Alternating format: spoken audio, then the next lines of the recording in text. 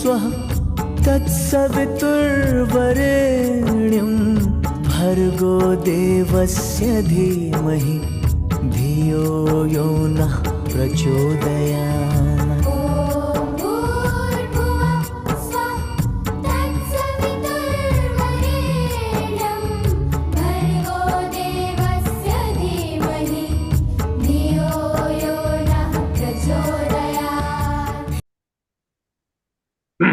देवतुल्य आयु शक्ति।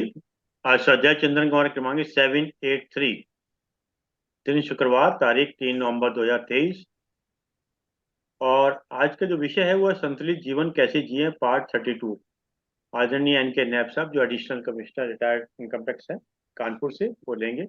इससे पूर्व भी आपने पार्ट 31 लिए हैं, बड़े ही अच्छे, बड़े ठीक रहे। मतलब मैं समझता हूँ कि आने वाले टाइम के अंदर काफी लोग उत्साहित रहते हैं कब आपका पार्ट आए, कब ज्यादा से ज्यादा लोग देखें। आप ज्यादा समय लेने के आदरणीय नैब साहब से निवेदन करते हैं कि आज का उद्बोधन जारी करें। आदरणीय नैब साहब। बहुत बहुत धन्यवाद आदरणीय अभी शुक्ला जी, और आज के जूम मीटिंग में उपस्थित सभी साथी लोग, वागीश शर्मा जी, चौधरी जी, लक्ष्मण जी, जितेंद्र गाला जी, शारदा साहब, आप सबको मेरा प्रणाम स्वीकार हो। आज के उद्बोधन का प्रारंभ माँ गायत्री के मंत्र से, जो हमको शक्ति देती है, हमारी वाणी को शक्ति देती है। ओम भूर्भुवः स्वः सवितुर्वरेण्यं भर्गो देवस्य धीमहि धियो यो नः प्रचोदयात्। जय मां।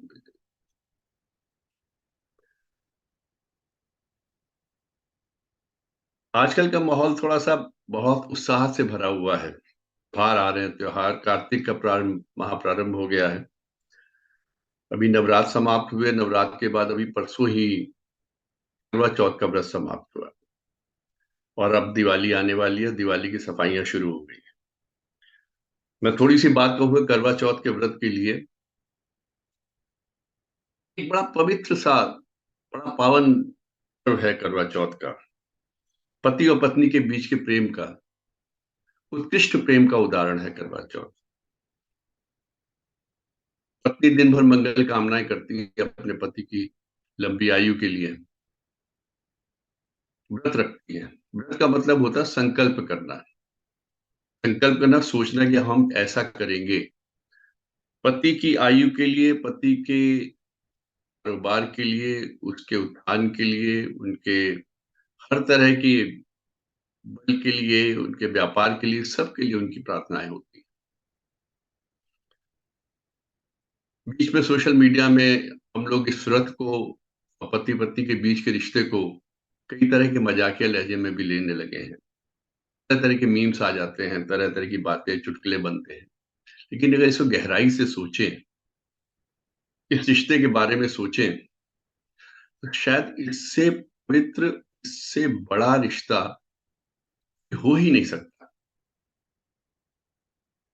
तो आप ये सोचिए कि पत्नी आपके लिए करती क्या क्या है। यू बिलीव कि वो आपको राजा बना के, she treats like a king of the house. कोई नहीं कर सकता आपके।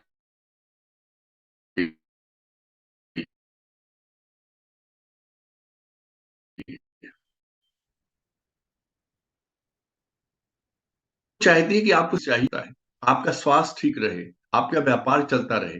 अगर आप दुखी हैं तो आपके दुख में दुखी होकर आपके साथ खड़ी रहेगी और आपके मन को उस दुख से हटाने का भरसक प्रयास करेगी। आपके घर में आपका ट्रीटमेंट एक राजा की तरह, just like a king, she makes U a king of the house. कोई नहीं करेगा, कोई नहीं करेगा। आप होटल में जाते हैं, रेस्टोरेंट में जाते हैं, आपको बड़ा अच्छा ट्रीटमेंट मिलता है, चेयर्स आगे पीछे खिसका के आपको बैठाया जाता है, बाहर पार्किंग पे आपकी गाड़ी का दरवाजा खुला जाता है। They also treat you like a king, but they charge money for that. और उनके अंदर की भावना ये नहीं होती, उनके लिए आप एक व्यापार है कि घर में ये एक सत्कार है, एक संस्कार है।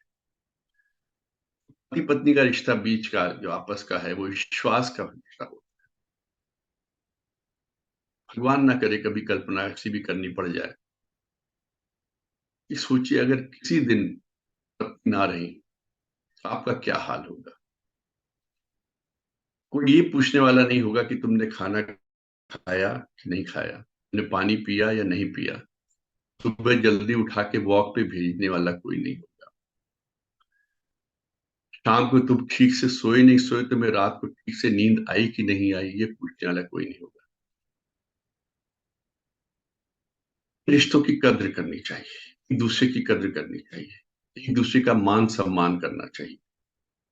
बड़ी मुश्किल से रिश्ते मिलते। आप कभी सोचिए, मैंने पहले भी एक दो बार अपने बोधन में इस बात को कहा है, वो स्त्री या वो जीवात्मा जिसको हमको 20 25 30 साल तक नहीं जानते, ना वो हमको जानती ना हम उनको जानते हैं, और अचानक एक दूसरे से मिलन होता है, एक दूसरे को देखते हैं, बात होती है, विवाह हो जाता है, उसके बाद हमारे पूरे जीवन पे उसका अधिकार हो जाता है, उसके पूरे जीवन पे हमारा अधिकार हो जाता है। धन्य है वो रिश्ता जिसमें पत्नी अपने पूरे घर बार को छोड़ के आपके पास आ जाती है, अपना पूरा संसार छोड़ के आ जाती है। विवाह से पहले उसके पिता का घर ही उसका सब कुछ होता है, वही उसका संसार होता है। अपने उस संसार को छोड़ के वो आपके घर में आती है। धन्य है वो, और धन्य है आप उसको अपने घर में पूरा सम्मान देकर लाते हैं, और अपनी हर चीज, अपना धन धान्य, अपनी जायदाद, हर चीज उनके हवाले कर देते हैं। घर की चाबियां उनके हवाले, घर की रसोई उनके हवाले। वही आपके लिए दिन भर, रात भर, अगले आने वाले पूरे जीवन के लिए एक उद्देश्य बन जाती है। हमें इस रिश्ते की पवित्रता, इस रिश्ते के विश्वास को हमेशा बनाए रखना चाहिए। आप सबको मेरी तरफ से करवा चौथ जो बीत गया, और इसमें जो भी आपकी पत्नी ने आपके लिए व्रत रखे, आपके लिए जो भी संकल्प किया, आपके लिए जो भी भगवान से मान्यताएं मानी, उन सब के लिए उनका भूरी भूरी धन्यवाद देना चाहिए। अब दिवाली आ रही है, दिवाली की सफाइयां शुरू हो रही हैं। सफाइयां, घर के साफ, एक एक कोने को साफ किया जाएगा। लेकिन मेरी आप लोग से इच्छा है, मेरी आप लोग से ये विनती है, ये विशेष अनुरोध है कि यही एक समय है जब हम अपने हृदय को और अपने मस्तिष्क को भी साफ करना शुरू कर दें। अपने हृदय और अपने मस्तिष्क से, अपनी भावनाओं से, अपने विचारों से, अपनी सोच से सारी कलुषता को समाप्त करें। कोशिश करें कि हमारी कमियां हम में से दूर हो जाए। कमियां किसमें नहीं होती, सब में होती है। लेकिन अगर विचार लें कि it is never too late. ठीक है, कोई 60 का हो गया, कोई 55 का हो गया, कोई 50 का हो गया, कोई 65 का हो गया, कोई 70 का हो गया, गलतियां चली आ रही, कमियां चली आ रही, लेकिन अभी भी भगवान ने हमको समय दिया है। अभी भी उसने वक्त दिया हुआ है कि अब भी सुधर जाओ, अपनी कमियों को दूर कर लो। कमियां किस तरह की होती? कमियां देखिए 2 3 तरह की होती। पहली कमी तो होती है चरित्र की, दूसरी कमी होती है व्यवहार की। आप व्यवहार में कुशल नहीं है, आप किसी से बातचीत करते हैं तो उसके साथ थोड़ी एरोगेंसी से बात करते हैं, असहिष्णुता से बात करते हैं, थोड़े गर्व में भर के या अभिमान में भर के, अहंकार में भर के बात करते हैं। चरित्र की कमियां हर आदमी को पता है, किस तरह के चरित्र में कमियां हो सकती हैं। अगर हम वाणी की कमी, कर्कश आवाज में बोल देते हैं, हमारी बोलने का एक्सेंट हमारे चरित्र को उजागर करता है। अगर हम इन चीजों में सुधार ले आए, इन कमियों को अपने अंदर से दूर करें, तो शायद इससे सुंदर सफाई दिवाली की कोई नहीं हो सकती। वाणी की जहां तक बात है, देखिए मौन से बेहतर कुछ नहीं, मौन से सुंदर कुछ नहीं, मौन में परमात्मा है। अगर आप लोग को याद हो, महाभारत का एक प्रसंग है, द्रौपदी ने खाली एक ही शब्द तो कहा था, या एक ही छोटा सा सेंटेंस ही तो बोला था, अंधे का बेटा अंधा। 2 3 शब्दों के वाक्य ने महाभारत करवा दी। और कहा जाता है कि कुरुक्षेत्र के युद्ध में 166 करोड़ लोगों का वध हुआ था, या उनकी मृत्यु हुई थी, लड़ाई में मारे गए थे 166 करोड़ लोग। क्या बचा? धृतराष्ट्र के 100 पुत्रों की मृत्यु हो गई। क्या मिल गया द्रौपदी को ये सेंटेंस या ये वाक्य कहने से? दुर्योधन पानी में गिर गया था, आपने महल ही इस तरह का बनाया था, इसमें पानी को देखो तो लगता था कि वो सॉलिड है, या सॉलिड होता था वो पानी का। उसमें उनको 3D इमेज बनाई थी, जो भी उनकी कलाकारी थी, जिसी वजह से वो अपनी तरफ से उन्होंने पत्थर पे पैर रखा, पैर पानी में चला गया। वो नहीं पहचान सके। ये भी हो सकता था वो दौड़ के जाती, उनकी मदद करती, भाई साहब सॉरी सॉरी सॉरी, आपको चोट लग गई, कहीं लगी तो नहीं, ये कह देती तो महाभारत नहीं होती। जो उनको तो उनका उपहास करना था।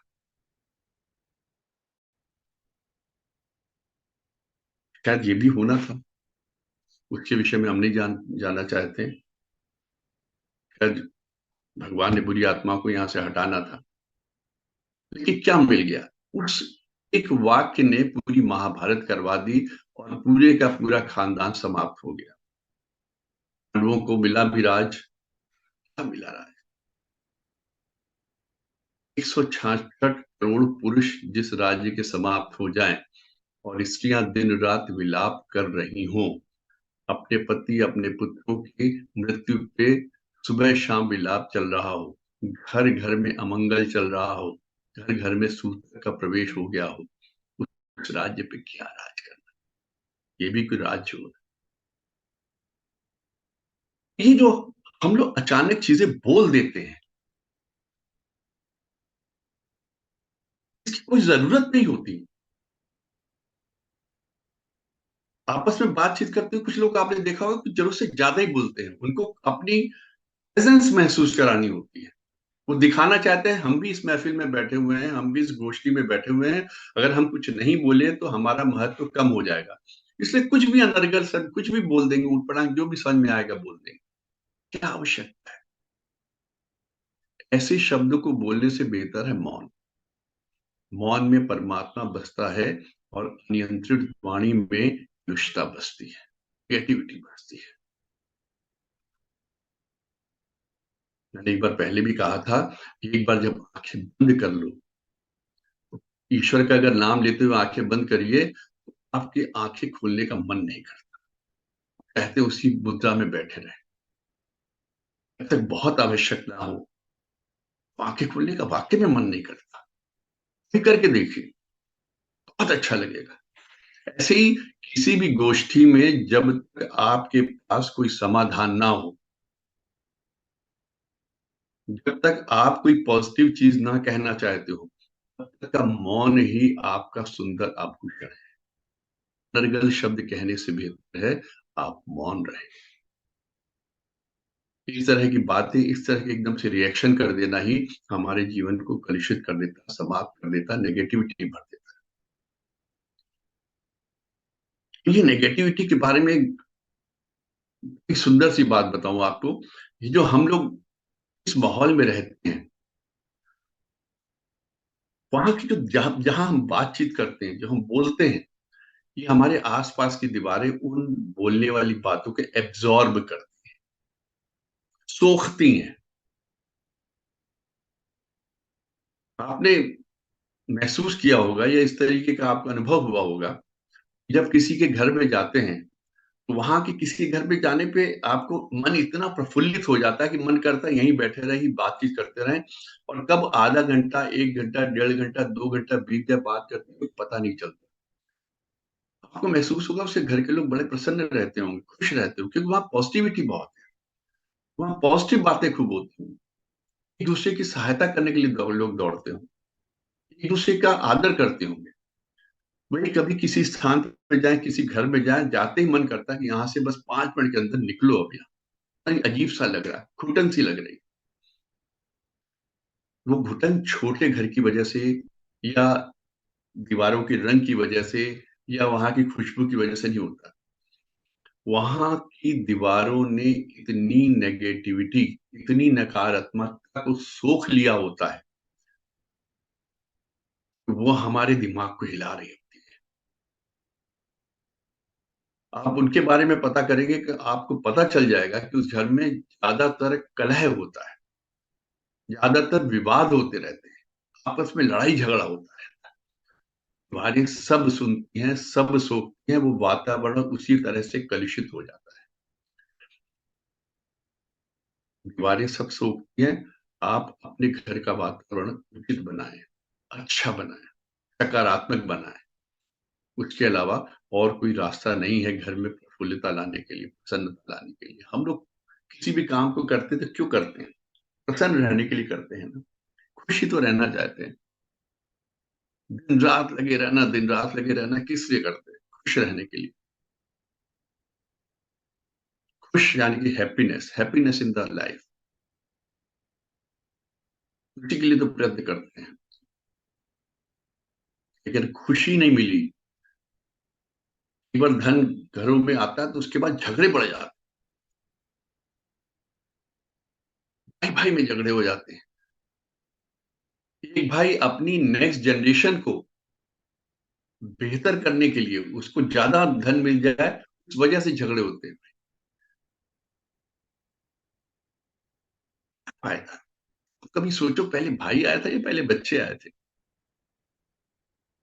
भाई तो कब से आपके साथ है, आपकी माँ कब से आपके साथ है, आपकी बहन कब से आपके साथ है। जो नेक्स्ट जनरेशन, जो बच्चे अभी हुए हैं, उनके भविष्य की आपको चिंता ज्यादा है, अपने और अपने भाई के वर्तमान के लिए। उसके बीच में फिर झगड़े शुरू कर देते हैं, सीना झपटी शुरू हो जाती, वाद विवाद शुरू हो जाता है। और ये सब इन्हीं तरह की बातों से, ये दिवाली हमको इस तरह की चीजों से सफाई करनी है, अपने अंदर की, अपने विचारों की शुद्धता लानी है, अपनी सोच में शुद्धता लानी है, अपने संस्कारों में शुद्धता लानी है, अपने मन में शुद्धता लानी है, अपने आचरण में शुद्धता लानी है, ईमानदारी लेके आना है। खराब करने के तो बहुत रास्ते हैं, लेकिन उससे कहीं ज्यादा अच्छे हैं रास्ते हैं अच्छे बनने के। अगर आप अच्छा बनना चाहें तो उसके बहुत रास्ते हैं, बहुत मौके मिलते हैं, बहुत अपॉर्चुनिटीज मिलती है। जितना हम देते चले जाएंगे, उतना हम हल्के होते चले जाएंगे, उतनी ज्यादा खुशियां हमको मिलती जाएंगी। इसमें मेरे को एक छोटी स्टोरी याद आती है। एक बार एक संत ने अपने दो शिष्यों की परीक्षा के लिए उनको भेजा। एक को भरी हुई बोरी दी और खाने वाने का सामान रख दिया उस पे, और कहा कि रास्ते में जो मिले उसको कुछ ना कुछ बांटते हुए चले जाना, लोगों की भूख मिटाते हुए चले जाना। और एक को खाली बोरी दी, उसको कहा तुमको रास्ते में जो भी अच्छा लगे उसको भर कर लेना, और भर लेना, इकट्ठा कर लेना। दोनों शिष्य चल दिए। जिसको भरी हुई बोरी दी थी उसको चलने में थोड़ी कठिनाई हो रही थी, जो बोझ था, और जो खाली बोरी थी वो आराम से कंधे पे लटकाए चल रहा था। जिसको भरी हुई बोरी दी थी वो जैसे कोई मिलता था उसको उसमें से निकाल के कुछ खाने को दे देता था, कोई फल फ्रूट जो भी उसके अंदर रखा था। उसकी बोरी धीरे धीरे खाली होने लगी, उसकी चाल ठीक होने लगी, बाद में वो आराम से चलता रहा, और लास्ट में जाके उसकी बोरी खाली हो गई। उसने एकदम से सारा रास्ता पार कर लिया और गुरु जी के पास वापस आ गया। दूसरा शिष्य जिसको खाली बोरी दी, वो थोड़ा सा आगे बढ़ा तो उसने देखा एक सोने की ईंट पड़ी, तो उसको भर लिया। थोड़ा और आगे चला, देखा एक दूसरे सोने की ईंट पड़ी, उसने उसको भर लिया। इस तरह करता करता उस लालच में इतना बोझ हो गया कि वो उसको छोड़ भी नहीं पा रहा था लालच की वजह से, और उठा भी नहीं पा रहा था। इतना थक गया कि उसने वहीं पे गिर गया और उसके प्राण समाप्त हो। जीवन में हम जब देते हुए चलते हैं, हम अपना बोझा कम करते हुए चलते हैं, जीवन ज्यादा प्रफुल्लित होता है, ज्यादा खुश रहते हैं, ज्यादा पॉजिटिव रहते हैं। और जहां हम इन बेकार की चीजों में, जिनमें कहीं प्रसन्नता नहीं है, कहीं खुशी नहीं है, कहीं हैप्पीनेस नहीं है, उसको लेते हुए चलते हैं, क्या उसे सोने की ईंटों को खा लिया क्या? सोने को पानी में घोल के पी गया क्या? इकट्ठा करके बोरी में छोड़ के चला गया, चल दिया।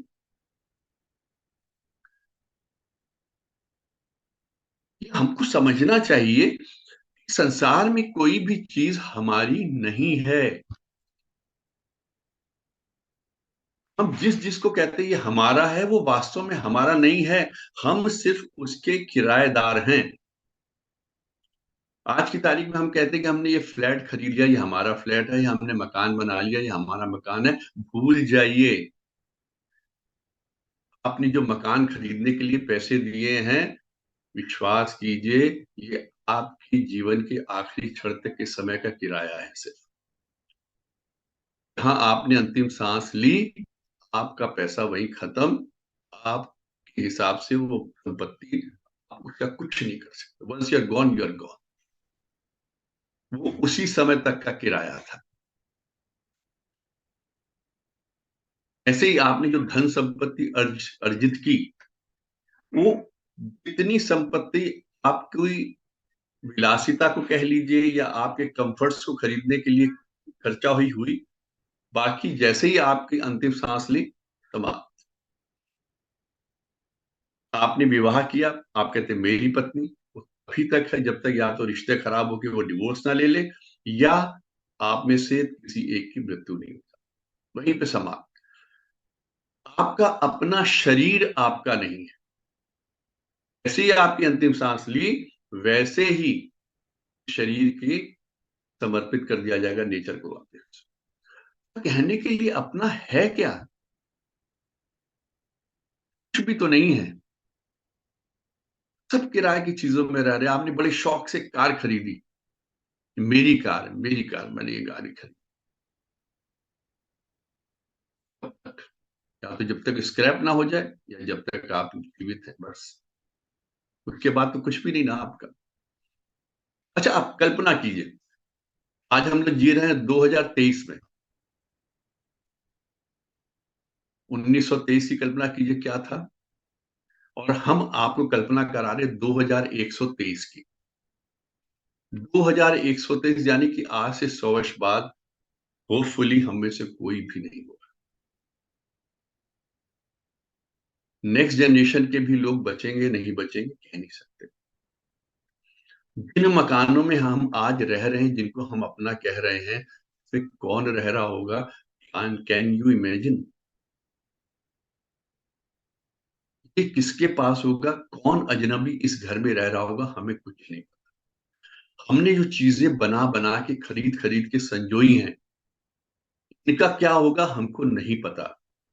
जिन चीजों पे हम अभी जान छिड़कते हैं, मेरी, ये मेरी, ये मेरी रहेंगी भी ये नहीं, उस वक्त ये नहीं पता। हो सकता कोई इसको बेकार समझ के फेंक रहा हो। उन सब चीजों या यूं मान के चलिए, इन सब चीजों के साथ वही सब होगा जो हमने 100 साल पहले की चीजों के साथ, जो हमारे घर से चली आई, हमने किया। आज आज हमारे घर में ऐसी कोई भी चीज बची है एंटीक वैल्यू वाली की, जो छोड़ दे, या कोई अपवाद स्वरूप छोड़ दीजिए, कोई फर्नीचर भी बचा हो, एक चम्मच भी बचा हो पुराना। इन चीजों को हम इतना संजो के ला रहे हैं, बनवा रहे हैं, फर्नीचर बनवा रहे हैं, ये खरीदा, ये खरीदा, ये लगाया। ये 2123 में इस स्थिति में होंगी, हमने नहीं पता। हमने आज कोई कार खरीदी, बहुत अच्छी है, मर्सिडीज खरीद ली, कौन कहाँ स्क्रैप करके पड़ी होगी क्या पता हम। जब किसी चीज के में कोई स्थायित्व ही नहीं है, तो उसके पीछे क्यों जान देना? तो मेरा मेरा मेरा मेरा हाय मेरा, और उसके पीछे इतना वाद विवाद, इतना लड़ाई झगड़ा। जैसे मैंने अभी आपको कहा ना कि दीवारें सोखती हैं नकारात्मकता को। अगर आप थोड़ा सा भी दिमाग में जोड़ दें, आपको पता लगेगा कि पिछले टाइम में आप ग्रंथ वगैरह पढ़ते हैं, तो उसमें कहा राजा के महल में एक उप भवन बना होता है। राजा रानी के पास गया तो उनको बताएगा महारानी को भवन में चली गई। वो कारण पूछता था क्या हुआ, इस बात पे नाराज हो गए, कौन सा वाद विवाद हो गया। वो लोग जानते थे कि दीवारें नकारात्मकता को सोखती हैं, वहां नेगेटिव एनर्जी आ जाती है लड़ाई झगड़ों से, वाद विवाद से। उन्होंने वाद विवाद को हल करने के लिए, लड़ाई झगड़ों को बारे में डिस्कशन करने के लिए, समाप्त करने के लिए, लड़ने झगड़ने के लिए अलग से भवन बना रखे थे, कि जो नकारात्मकता है वो उसी जगह रहे। वो नकारात्मकता उनके अपने महल में या अपने मेन उनका लिविंग है वहां पर पॉजिटिव एनर्जी बनी रहे। उनको इस बारे में, पॉजिटिव और नेगेटिव एनर्जी के बारे में इतना ज्ञान था। लेकिन हम लोग जिस पलंग पे या जिस जगह सोते हैं, जहां पूजा करते हैं, वहीं बैठे बैठे चिल्लाना शुरू कर देते हैं, अपने घर को पूरा नेगेटिव कर देते हैं। ये मेरा मेरा मेरा करना छोड़िए, इसमें कुछ नहीं रखा, कुछ भी अपना नहीं है। शरीर अपना नहीं है, कुछ भी अपना नहीं है। अभी तक है जब तक हम यहाँ पर हैं।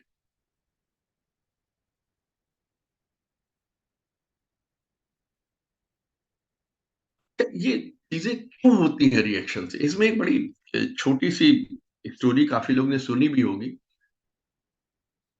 तकनीक सी है स्टोरी। एक खेत में एक गधा बंधा हुआ था, शैतान आया, उसने उस गधे को खोल दिया। गधा आजाद हुआ और वो खेतों को रौंदने लगा, फसल को रौंदते इधर से उधर भागने लगा। जिसका वो खेत था, उस किसान की पत्नी ने गधे को देखकर गधे को गोली मार दी, गधा मर गया। गधा मर गया तो जिसका गधा था, उस किसान ने दूसरे किसान की पत्नी जिसने गोली मारी थी, उसकी पत्नी गोली मार दी, वो मर गई। अब जिसकी पत्नी को मार डाला किसान ने, उसके पति ने दूसरे किसान को मार दिया जिसने उसकी पत्नी को गोली मारी थी।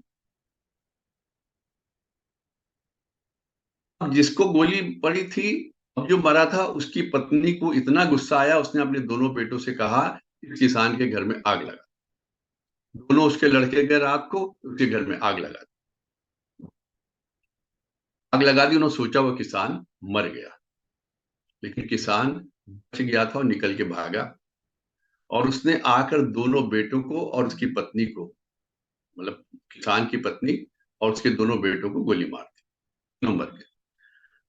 लेकिन जब ये सब समाप्त हो गया, तब उससे रियलाइज किया कि मैंने कितनी बड़ी भूल की है। उसने शैतान से पूछा, तुमने क्या किया?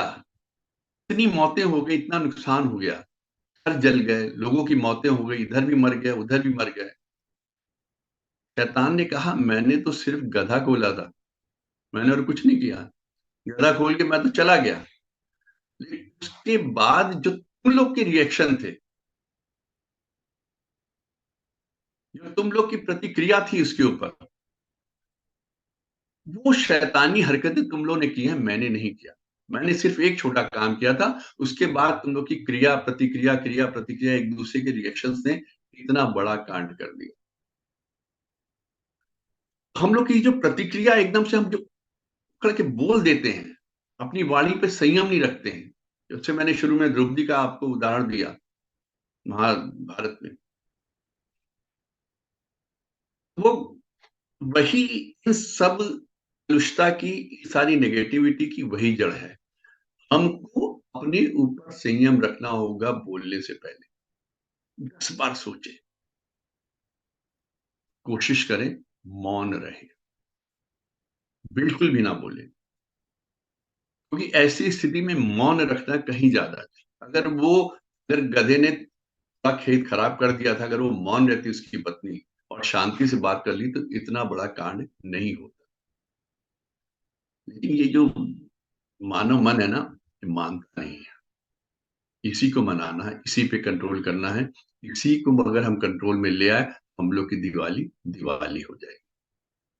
बाकी तो देखिए, वासनाएं हैं, ये मन है, ये मानता नहीं है। आपने किसी को देखा है कि मृत्यु की इच्छा रखता हो? कोई भी नहीं मरना चाहता, क्योंकि किसी की इच्छाएं पूरी नहीं हुई अभी। किसी से पूछ लो, अरे अभी तो बहुत जीना, अभी तो यहाँ जाना, अभी तो वहां जाना, अभी तो ये नहीं देखा, अभी वो नहीं देखा। इसमें एक बड़ा अच्छा प्रसंग आता है, महाभारत का ही है।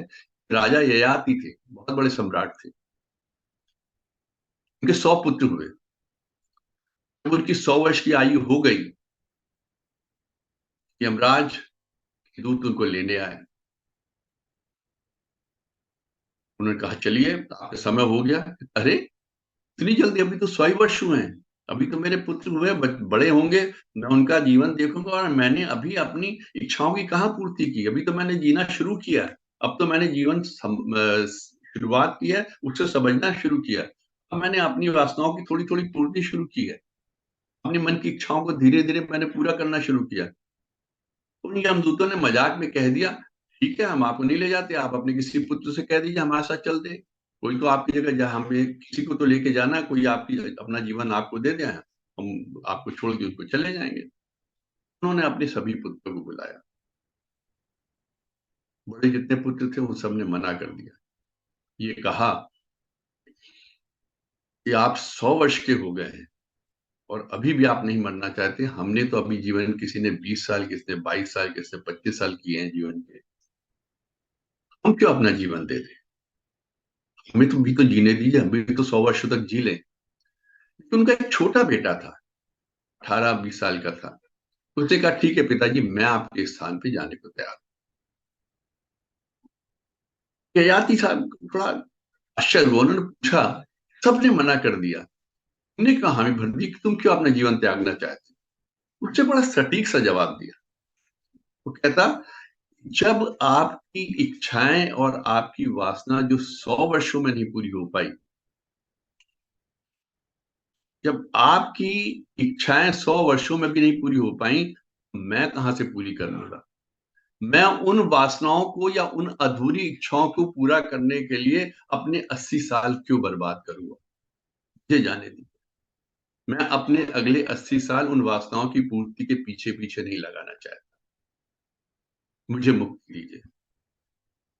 ययाति तो उस वक्त वासनाओं के पीछे अंधे थे, उन्होंने भेज दिया उसको, चला गया। 100 वर्ष और जिए और उनके पुत्र हुए। फिर यमदूत आए और कहा जाता है कि इस तरीके से 10 बार यमदूत आए उनके पास, यानी वो 1000 वर्ष तक जिए और तब भी उनकी वासनाएं, उनकी इच्छाएं पूरी नहीं हुई। वो फिर भी नहीं जाना चाहते थे। तब यमदूतों ने कहा कि नहीं, अब बहुत हो गया, चलिए। मन की इच्छाएं, मन की वासनाएं, इनका तो कोई अंत नहीं है। इनके पीछे पीछे भागते रहिए, ये आपको भगाती रहेंगी। आप इनको पूरा करने के लिए भागते रहिए, आपको भगाती रहेंगी और कभी पूरी नहीं होगी, अंतिम श्वास तक पूरी नहीं होगी। हमको इन पे नियंत्रण करना है। हम जितना ज्यादा इनकी पूर्ति करना चाहेंगे, उतने ज्यादा भूखे रह जाएंगे, उतने ज्यादा प्यासे रह जाएंगे, उतनी इच्छाएं हमारी अधूरी रह जाएंगी। आगे और क्या और क्या और क्या और क्या करते रह जाएंगे। जब हम इनका त्याग करना शुरू कर देंगे, इनको छोड़ना शुरू कर देंगे, तभी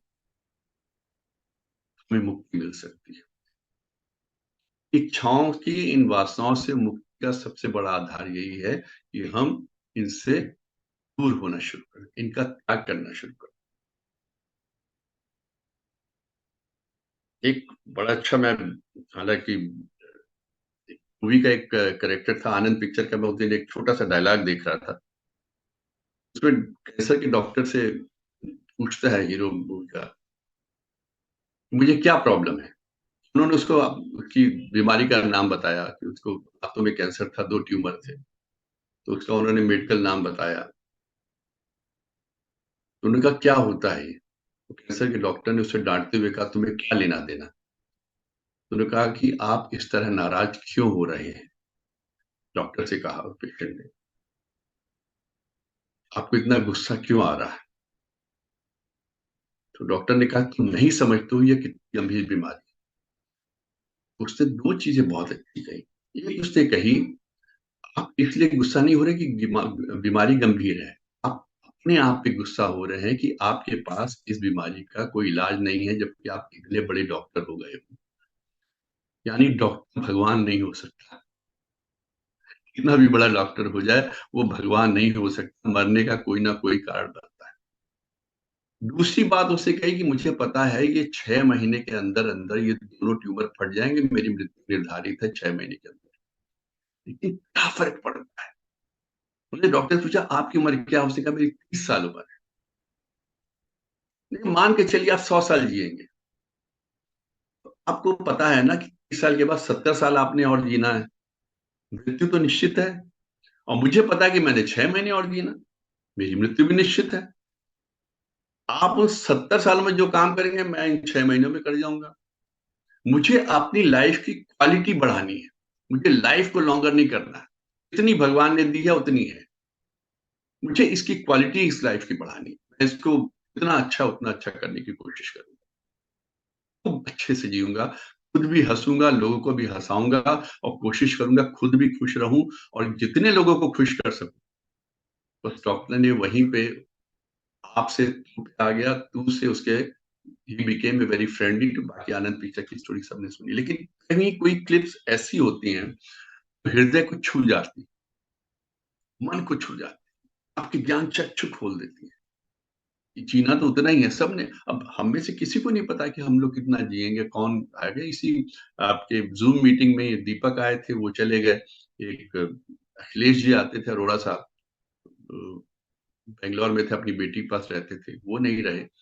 अब कौन कहाँ कैसे जाएगा नहीं पता। जब इतनी अनिश्चितताओं के बीच जीवन जी रहे हैं, तो अपनी वासनाओं को, अपनी इच्छाओं को जितना कम कर सके उतना अच्छा है।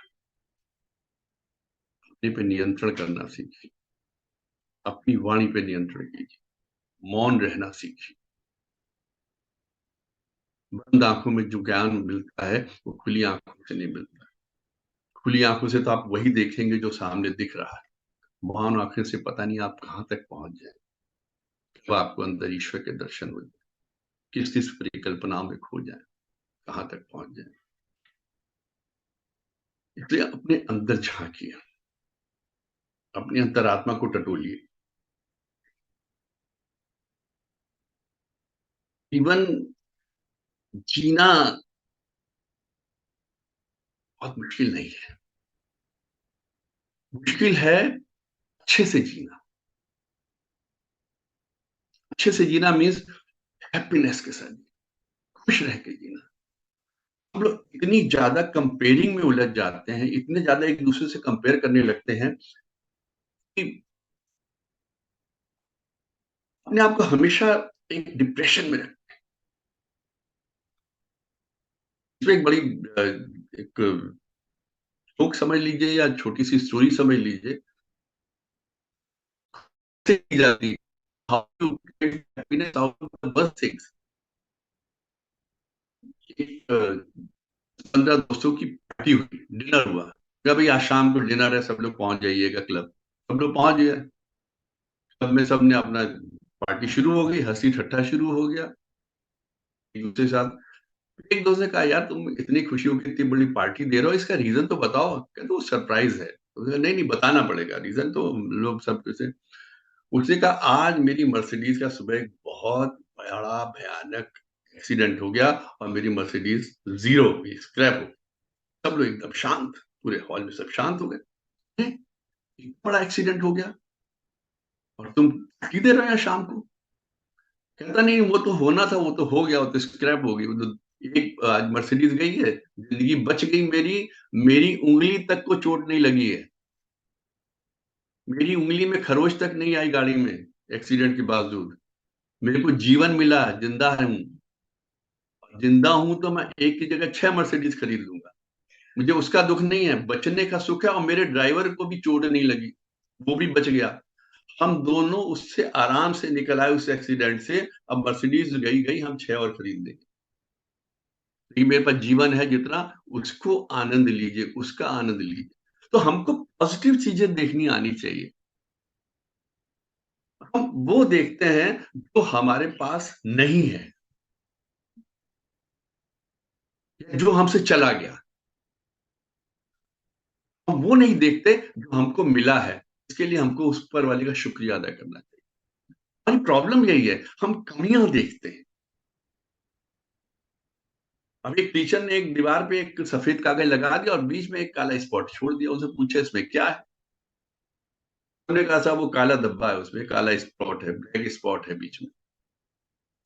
टीचर ने कहा जो उसके चारों तरफ पूरा व्हाइट पेपर है, उसमें इतनी व्हाइटनेस है, फ्रेश पेपर, वो तुम लोग को नहीं दिखाई दे रहा, उसके बारे में कोई कुछ नहीं कह रहा। एक ब्लैक स्पॉट आ गया, सब उसी को पॉइंट कर रहा हो। ये हमारी ह्यूमन टेंडेंसी है। इसी वजह से ये सारी कलुषता आती है। मैं उसके रीजन बताना चाह रहा था। अच्छा खासा आदमी होगा, अच्छा खासा चरित्र होगा, अच्छा खासा खाता कमाता होगा, बड़ा व्यवहार कुशल होगा, मीठी वाणी बोलता होगा। कभी एक बार उसने आपसे गलत बात कह दी या गुस्से में कह दी, किसी एंग्जाइटी में कह दी, तो वही आप पकड़ के बैठ जाओगे, इसने मेरे साथ ऐसा किया। लेकिन उसके पहले उसने कितनी बार आपकी मदद की, कितनी बार आपकी सहायता की, कितनी बार आपके साथ खड़ा रहा, कितनी बार उसने आपके लिए दुआएं मांगी ईश्वर से, वो सब भूल जाए।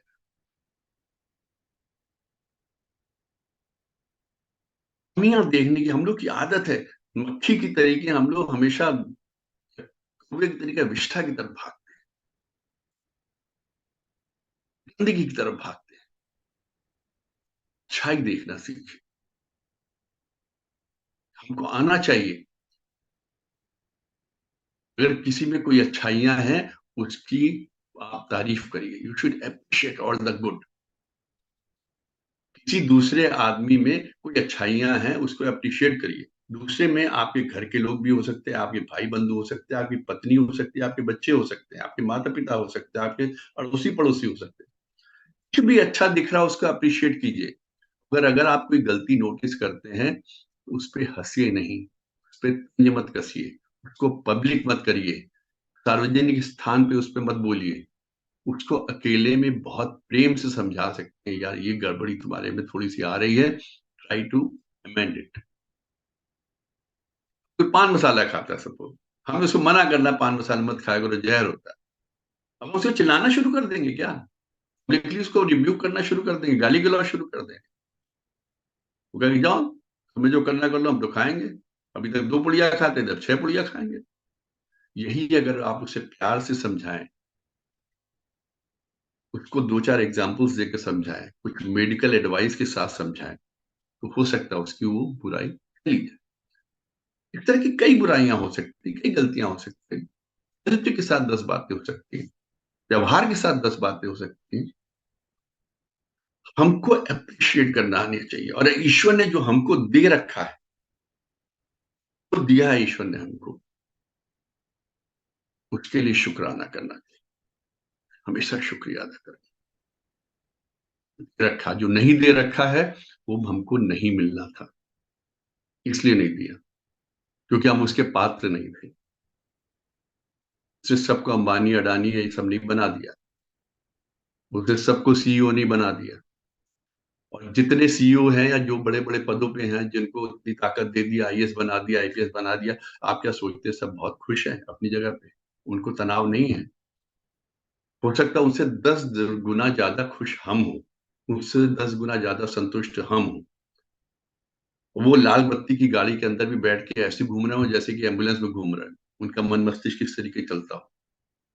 और हम लोग अपनी एक साइकिल पे या स्कूटी पे या एक छोटी गाड़ी में चल के भी उनसे कहीं ज्यादा खुश होंगे, ज्यादा संतुष्ट होंगे। हैप्पीनेस का ये जो हम लोग को मापदंड करना है, ये हमको तय करना है। ये कोई दूसरा तय नहीं करेगा, कोई बाहर से आपको नहीं बताएगा कि आपकी हैप्पीनेस कैसे आएगी। हैप्पीनेस हमारी, हमको पता होनी चाहिए कि हम कैसे खुश रहेंगे। ये हमको आना चाहिए। दूसरे की खुशी देखकर, दूसरे से कंपेयर करके हम जिंदगी में कभी खुश नहीं रह सकते। अब एक आदमी ने देखा, मॉर्निंग वॉक कर रहा था, तो देखा एक आदमी आगे दौड़ रहा, तो देखा तो बड़ी धीरे दौड़ रहा, मैं इसको पार कर जाऊंगा। लगा दौड़ने उसके पीछे, जब 100 मीटर पीछे लगा इसके अंदर, बस अब इसको पार किया, और तेजी से दौड़ने लगा, और उसको पार करके आगे एक विजेता की उसको अंदर भावना आ गई। लेकिन जिससे जीता, जिसको उससे पछाड़ा, उसको पता ही नहीं कि मेरे साथ रेस कर रहा है। मतलब आपने अपने दिमाग में एक बबल बना लिया, एक बड़ा बना लिया कि मुझे इससे जीतना है। जिससे जीतना, उसको पता ही नहीं कि कोई मेरे से जीतना चाहता है, और वो अपनी मंथर गति में दौड़ रहा। आप आगे निकल गए तब भी वो अपनी गति से दौड़ रहा, उसने देखा ही नहीं आपकी तरफ। किससे कंपेयर कर रहा हूं? और जब आप आगे निकल गए तो आपने देखा, अरे आपके घर का मोड़ तो पीछे ही छूट गया। घर का मोड़ पीछे छूट गया, रास्ते की जो ब्यूटीज थी, जो फूल थे, जो फवारे थे, जो पॉन्ड था, जहां लोग खड़े होके आनंद लेते हैं प्रकृति का, सुंदर सुबह के टाइम आनंद, वो सब छूट गया, और आप रेस में लगे रहे। और जिसके साथ रेस कर रहा हो उसको कोई मतलब नहीं, वो अपनी धुन में जा रहा, वो पूरी मस्ती में जा रहा, उसको अपने जीवन का आनंद ले रहा। इस रेस में भाग रहे हैं हम लोग, और इसकी क्या आवश्यकता है?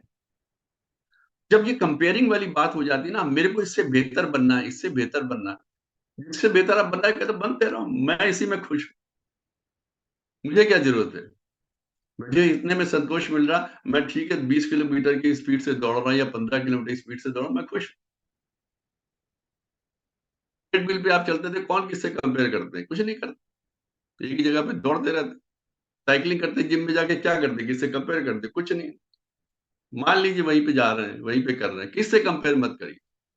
अपने आप में खुश रहिए, ईश्वर ने जो कुछ दिया है उसमें प्रसन्न रहिए, और जो कुछ नहीं है, अगर वो आवश्यक है आपके जीवन के लिए, आपकी विलासिता के लिए नहीं, आपके जीवन के लिए अगर आवश्यक है, तो उसके लिए प्रयास करिए। जब आप उसके लिए पूरी अच्छी नियत से प्रयास करेंगे, तो ईश्वर भी आपका साथ, पूरी प्रकृति आपका साथ देगी। और प्रकृति जब साथ देती, ईश्वर साथ देता है, तो आपके अचीवमेंट्स आने शुरू हो जाते हैं।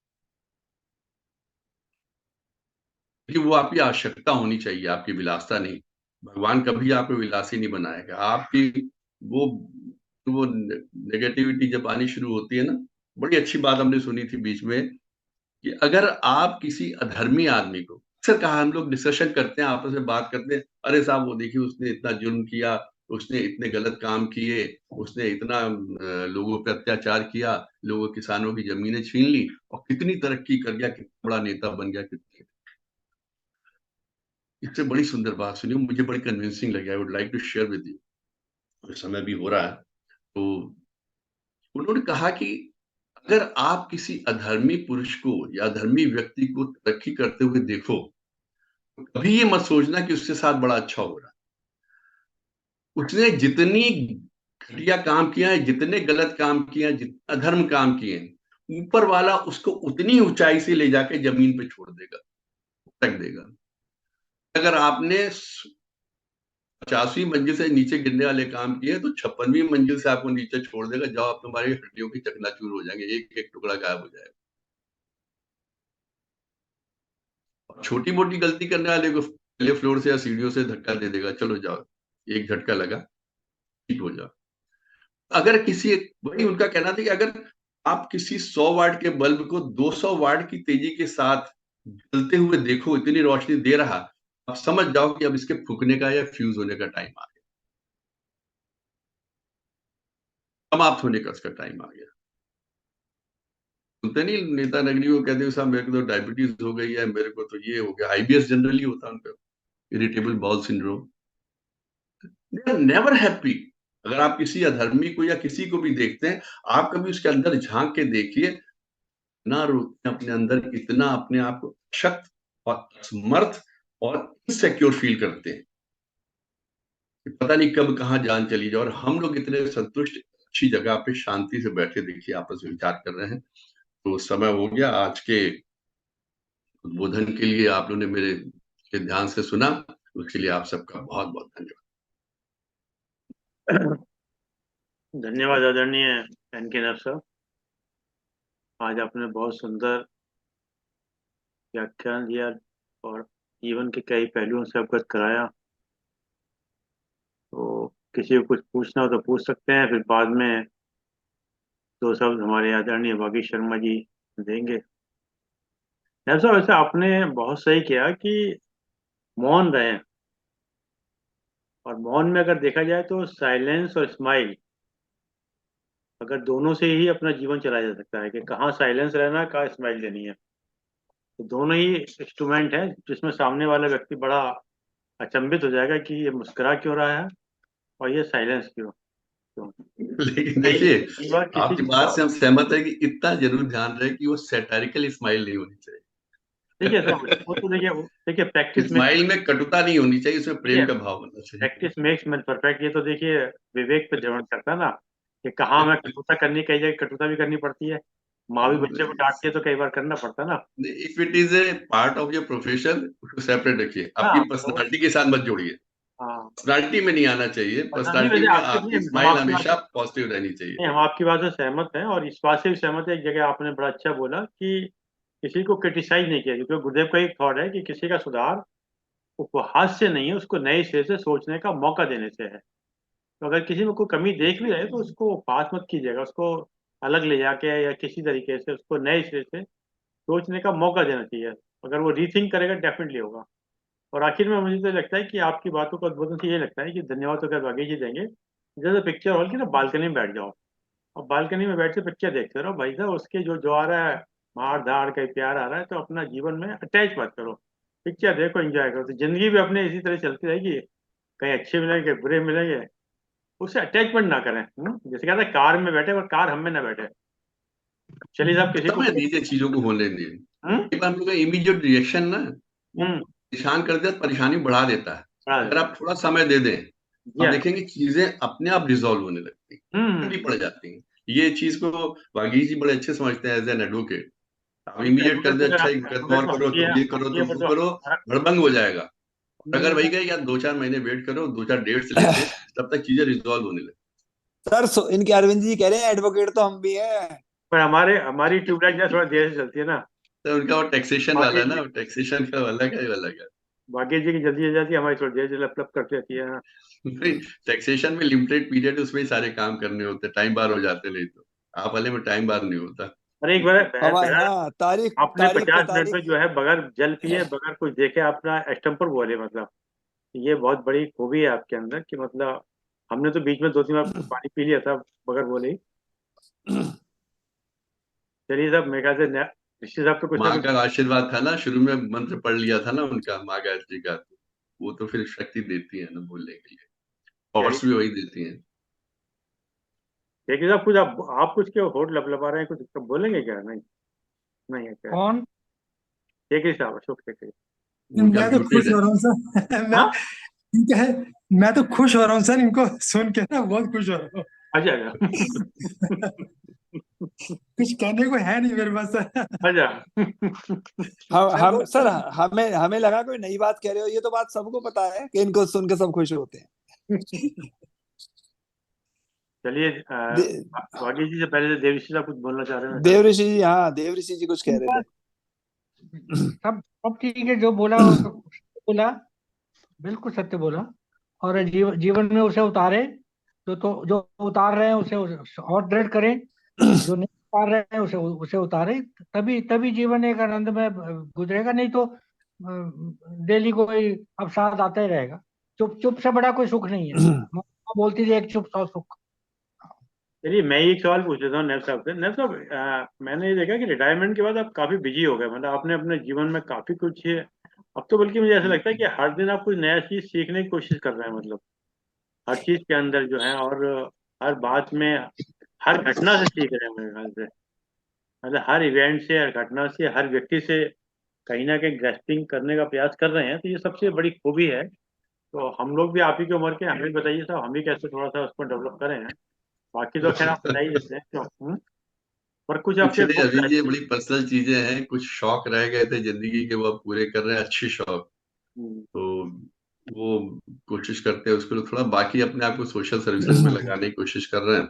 हम्म, तो एक आध सोशल ऑर्गेनाइजेशन 2-3 से लग गए, अटैच हो गए। एक आध स्कूल में, वहाँ वो लोग मेरा वेट कर रहे थे, तो जैसे मैं रिटायर हुआ तो वहाँ चला गया, तो एक स्कूल में प्रेसिडेंट हो गया हूँ। उसके साथ जो उनकी सभा है, सनातन धर्म मंदिर है, उसके वाइस प्रेसिडेंट हो गए, तो उनके कुछ ना कुछ काम लगे रहते हैं, उनके टैक्सेशन की चीजें भी देख लेते हैं, हम्म, स्कूल के काम भी देख लो। और उसमें 4 स्कूल है, रोज कोई ना कोई फंक्शन होता है, तो बस इसी बहाने अपने आप को थोड़ा सा। और आपको पता है मॉर्निंग में टेनिस खेलने जाता ही हूँ, तो सुबह का टाइम 1-1.5-2 घंटा अपने 8-10 लोगों के साथ अच्छा टेनिस खेलते हुए बीत जाता है, एक्सरसाइज भी हो जाती है। पहले से ज्यादा बिजी कह लीजिए, या कह लीजिए ऑफिस में काम नहीं होता था, इसलिए खाली खाली दिखते थे। अब थोड़ा इधर उधर भागना पड़ता है। अच्छा लगता है, but I am very satisfied, ईश्वर की बड़ी कृपा से बहुत हम्म, अच्छा टाइम बीत रहा है।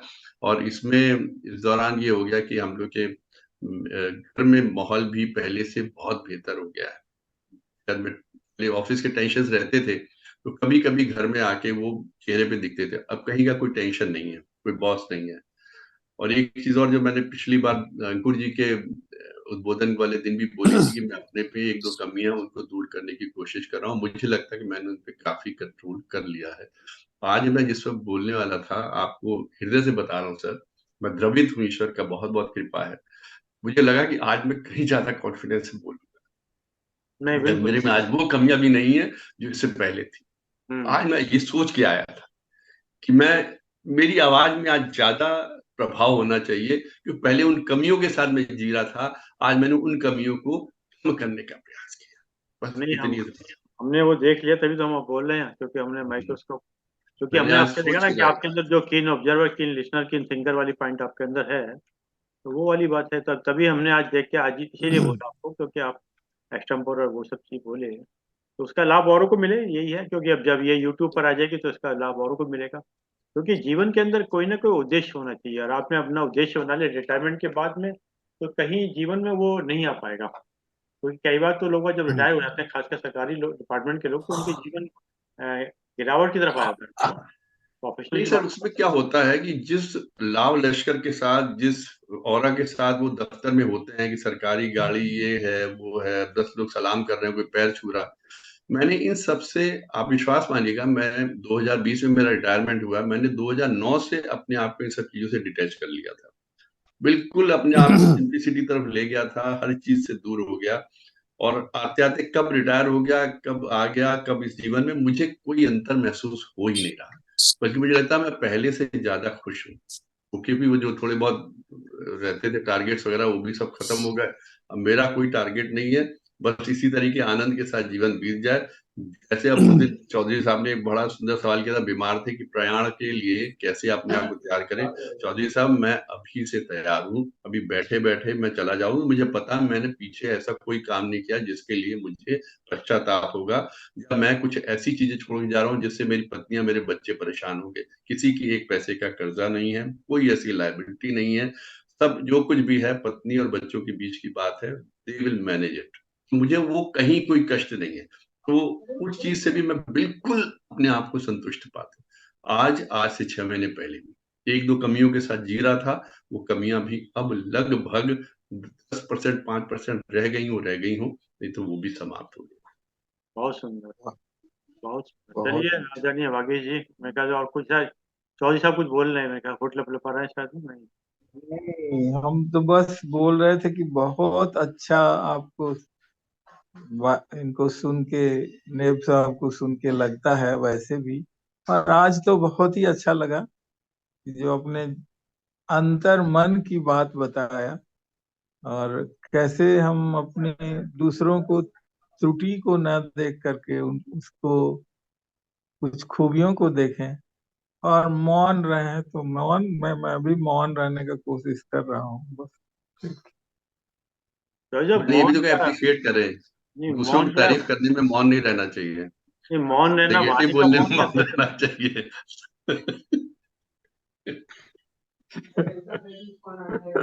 चलिए आदरणीय भागेश शर्मा जी, भागेश जी मैं समझता हूँ कि कोई एक बढ़िया सा कि आज मैं आपका वो सुन रहा था मित्र के ऊपर, बहुत बढ़िया बोले, मतलब बहुत दिनों पहले आपने मित्र को बोला था, बहुत सुंदर बोला। और आज उसके आपने आखिर में रखा। आपने एक गीत गाया था, वो गीत बड़ा सुंदर लगा मेरा। मैं तो कई बार ये देखता हूँ कि आपके अंदर इतनी ताकत कहाँ जाती है, मतलब आप तो हर सब्जेक्ट के विषय में इतना बारीकी से ऑब्जर्वेशन करके बोलते हैं, ये तो बड़ी खूबी। चलिए बाकी जी। अब देखिए ना, अब नैब साहब का जो आज का सार गर्भित उद्बोधन था, हमारे डॉक्टर कुंवर बेचन साहब की कुछ पंक्तियां थी उसमें, तो मुझे एकदम मतलब याद आती है। आप कहते हैं ना एक्सटेम्पोर, पूरी धरा भी साथ दे, पूरा पूरी धरा भी साथ दे तो और बात है, पर तू जरा भी साथ दे तो और बात है। चलने को तो एक पांव से भी चल रहे हैं लोग, पर दूसरा भी साथ दे तो और बात है। बहुत बात, बहुत खूब। क्या बात। तो सर बस ये, हम तो कोई ना, नैब साहब से यही सीखा है कि फालतू फालतू सोचना बंद करो, जो सामने आए बोल दो अपने आप, और बस माँ है ऊपर, वो सब संभाल देगी अपने आप। अब आपने एक लिस्ट भेज दी कि इस डेट आपके, ठीक है जी, देखेंगे, और डेट को भी, उन तारीखों को भी देखेंगे, जहाँ इतनी सारी पब्लिक की तारीखें देखती है, तो आपकी तो तारीखें भुगतनी पड़ेंगी। तो नैब साहब का हर बार की तरह शानदार उद्बोधन था, और मेन बात जो क्रक्स था वो है ना कि भला उसकी कमीज मेरी कमीज से सफेद कैसे, ये जब तक दिमाग में रहेगा आदमी कभी ऊपर उठने के लिए नहीं सोच सकता, वो नीचे ही गिरता रहेगा, और सदा। और दूसरी बात, वो पहला सुख निरोगी काया, दूसरा सुख के, और सौ, वो गोधन गजधन बाजधन और धन खान, जब आवे संतोष धन, संतोष धन, सब धन धन धूरी। धूरी समान। तो ये है।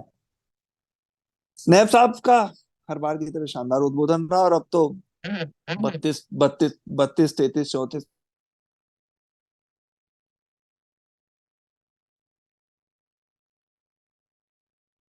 75 पे पहुंचने को तैयार थे, 50 पे पहुंचेंगे। तो बहुत बहुत आभार सर, सैल्यूट। और ऐसा ही आपका उद्बोधन हम सुनते रहे, इन्हीं शुभकामनाओं के साथ बहुत बहुत आभार। धन्यवाद आदरणीय वागीश्वर जी, धन्यवाद आदरणीय अंकित नैब साहब, आपने समय निकाल के समय दिया। और धन्यवाद जूम के सभी लोगों का जिन्होंने समय निकाल के समय दिया। और जैसे कि एक विचार के साथ और 3 बार ओम के साथ अपनी बात को समाप्त करते हैं। आज का विचार आदरणीय नैब साहब ने कहा कि जिंदगी में मौन रहना सीख लो, खामोश रहना सीख लो, चुप रहना सीख लो। उसी के ऊपर है, एक बीज जब धरती की गोद में से अंकुरित होता है, एक बीज जब धरती की गोद से अंकुरित होता है, तब किसी तरह की आवाज नहीं होती, तब किसी तरह की आवाज नहीं होती। लेकिन एक पेड़ जब गिरता है तो भारी शोर होता है, लेकिन जब एक पेड़ गिरता है तो भारी शोर होता है। विनाश शोर मचाता है, जबकि उत्पत्ति हमेशा शांत होती है।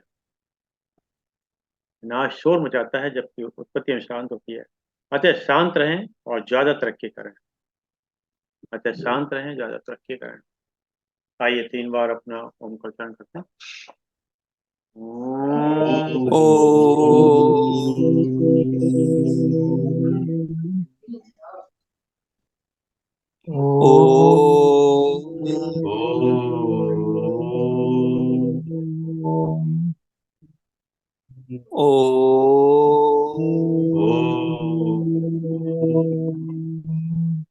शांति शांति शांति शांति शांति शांति। सबको प्रणाम, सबको धन्यवाद। प्रणाम।